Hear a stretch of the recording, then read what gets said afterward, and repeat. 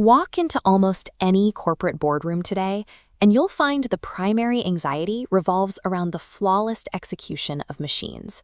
A pervasive assumption dominates these workforce planning sessions. The logic seems obvious.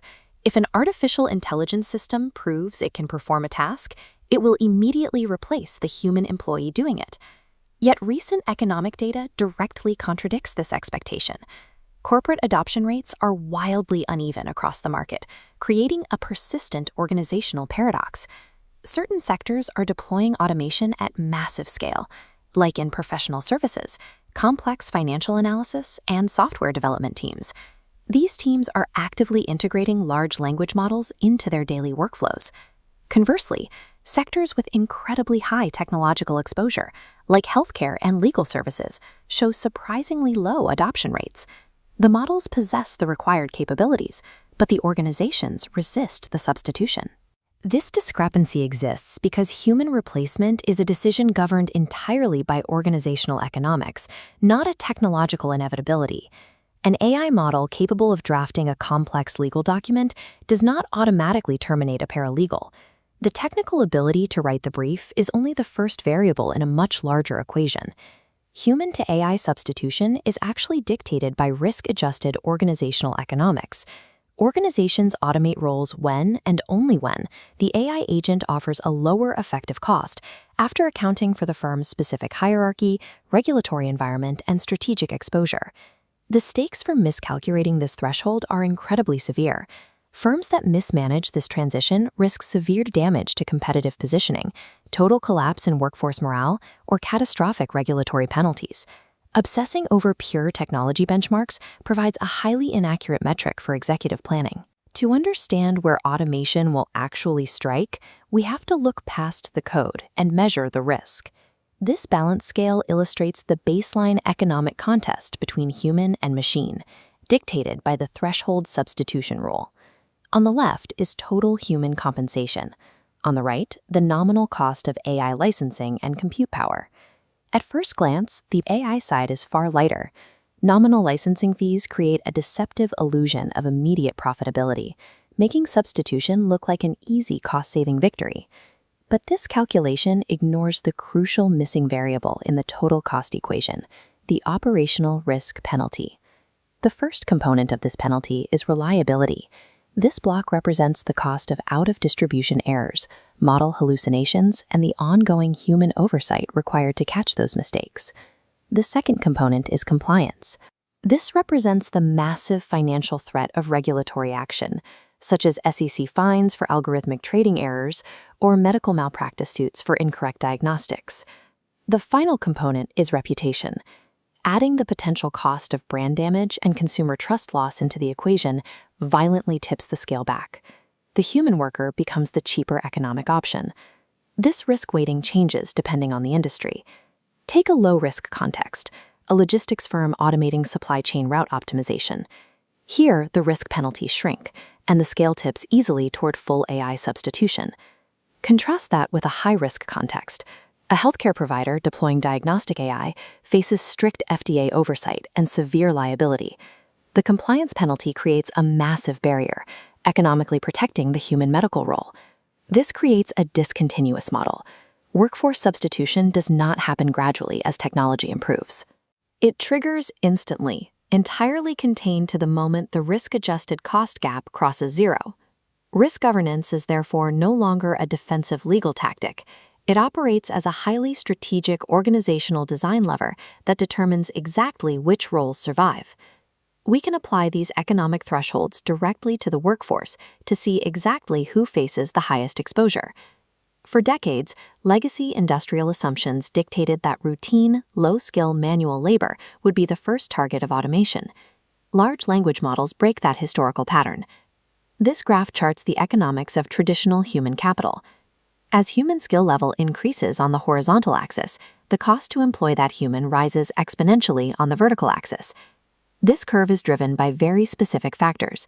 Acquiring advanced skills requires massive education debt, years of accumulated experience, and competition over a limited pool of elite talent.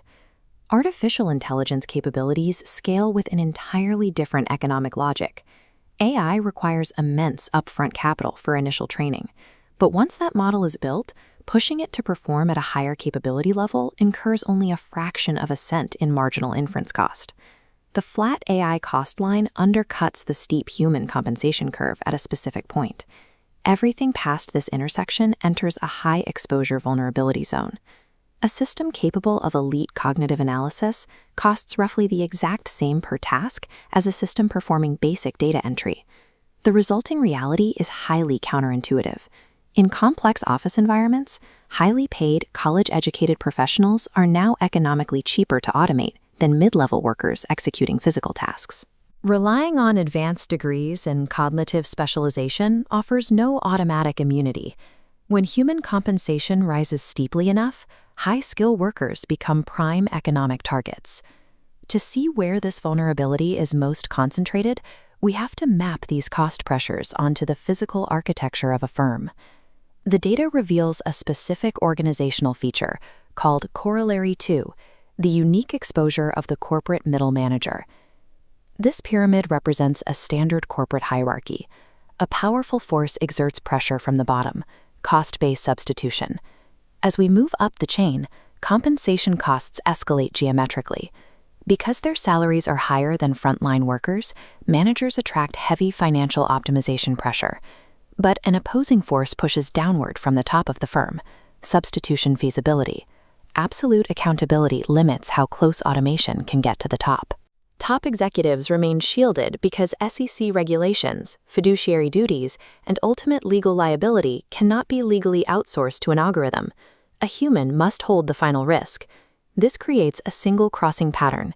High organizational cost pushes up, while low regulatory protection pushes down. They collide directly in the middle management layer. Look closely at the actual daily tasks required of middle management. They handle routine coordination, exception routing, schedule optimization, and status reporting. These specific functions feature highly structured information flows. They are perfectly suited for large language models to execute without ever triggering executive-level liability. The rapid hollowing out of middle management across industries is not a reflection of employee performance. Their core functions have simply crossed the mathematical vulnerability threshold, where risk and cost perfectly align for automation. Crossing these economic thresholds leaves a permanent structural mark on the firm. With the middle layers dissolved, the organization compresses into a flattened trapezoid. Surviving this requires aggressive span management. The connective tissue of the company must stretch to cover the new gaps. Because AI systems absorb the routine supervisory tasks, the remaining human managers can now oversee vastly larger cross-functional teams without bottlenecking the flow of information. At the macro level, this flattened structure heavily rewards organizations that can execute deployment-scale acceleration. The massive fixed training costs of an AI system demand wide deployment. By pushing a single model across multiple enterprise divisions, a firm violently reduces its per-task economics.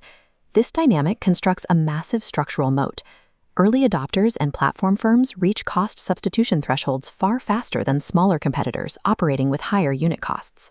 Executing this scale requires a renegotiation of the psychological contract between the employer and the employee. Workers will reject systems that threaten their core identity. Firms must abandon the outdated promise of permanent employment security. Instead, they must offer employability security, guaranteeing continuous capability development and transparent transition planning. This requires intentional design. Firms must build hybrid decision-making structures that explicitly retain humans for their risk-absorbing capabilities, empathy, contextual nuance, and the authority of ethical override. Surviving the automated economy requires abandoning fixations on technical benchmarks. Sustained advantage belongs to those who master the true economics of risk and structural design.